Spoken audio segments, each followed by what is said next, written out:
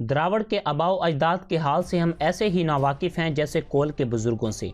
मुमकिन है कि द्रावड़ धात के ज़माने के लोगों की औलाद से हों, मुमकिन है कि ये भी इसी नस्ल से हों जिससे कोल थे।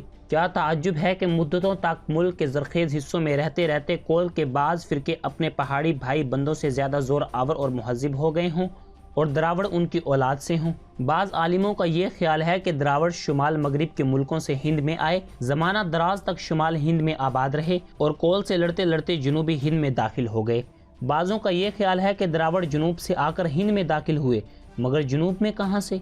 इस बारे में दो किस्म की राय हो सकती हैं। एक तो ये कि वो उस बड़े मुल्क से आए थे जो किसी ज़माने में हिंद के जनूब में दूर तक बहरे हिंद में फैला हुआ था, मगर अब समंदर में बैठ जाने की वजह से नजर नहीं आता। दूसरी राय ये हो सकती है कि वो उन जजीरों से आए थे जो एशिया के जनूब मशरिक में ऑस्ट्रेलिया तक फैले हुए हैं और माजी में खुश्की के जरिए इससे मिले हुए थे, मगर अब वो खुश्क ज़मीन समंदर में डूब गई है। द्रावड़ मवेशियों के बड़े बड़े गले रखते थे, उन्होंने वहाँ की ज़मीन साफ की और उनमें खेती क्यारी का काम शुरू किया। ये गांव में रहते थे, हर एक गांव का एक मुकद्दम था, गांव के सब लोग उसकी इताअत करते थे, सांपों और दरख्तों को भी पूजते थे। वो अपने देवताओं से मोहब्बत नहीं करते थे बल्कि डरते थे और उनसे दुआ और इल्तिजा करते थे कि उनको नुकसान ना पहुंचाएं। द्रावड़ का ख्याल था कि उनके देवता खून नोशी से खुश होते हैं, उनको खुश करने के लिए वो मुर्गों, बकरों और भैंसों की कुर्बानियां किया करते थे। हमको मालूम है कि कदीम ज़माने में शुमाली और जनूबी हिंद में द्रावड़ के बड़े बड़े शहर थे और उनकी बहुत सी कौमें और नस्लें आबाद थीं।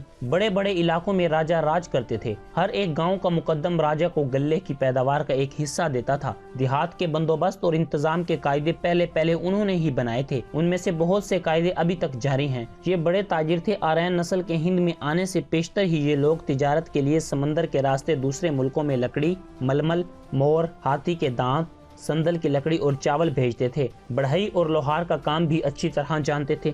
गर्ज के उस इब्तदाई ज़माने में भी ये लोग मुहज्जिब थे। द्रावड़ लोग कोल के पहलू ब पहलू रहते थे, मगर उनसे जोर आवर, शुमार में ज़्यादा और तहजीब में बढ़े हुए थे। उन्होंने ज़्यादा ज़रखेज़ ज़मीनें तो आप ले ली और बाकी कोल के लिए छोड़ दी। बहुत सी जगहों में द्रावड़ और कोल मिलजुल कर एक हो गए। जब कौम पर कौम और फिरके पर फिरका बाहर से आकर हिंद में आबाद होने लगा तो पहले पहले द्रावड़ और कोल आने वाले लोगों से खूब लड़े और फिर उनमें मिलजुल गए।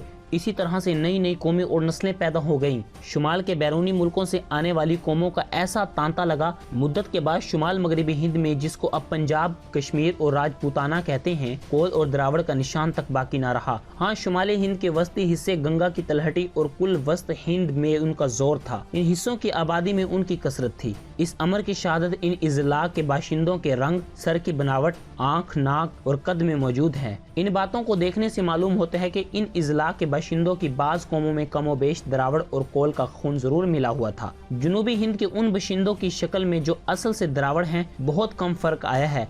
वो अभी तक द्रावड़ कहलाते हैं। हजारों साल तक सख्त गर्म मुल्कों में बसने की वजह से उनके रंग बहुत काले हो गए हैं। अब ये लोग हिंद के और हिस्सों के बाशिंदों की निस्बत बहुत काले हैं।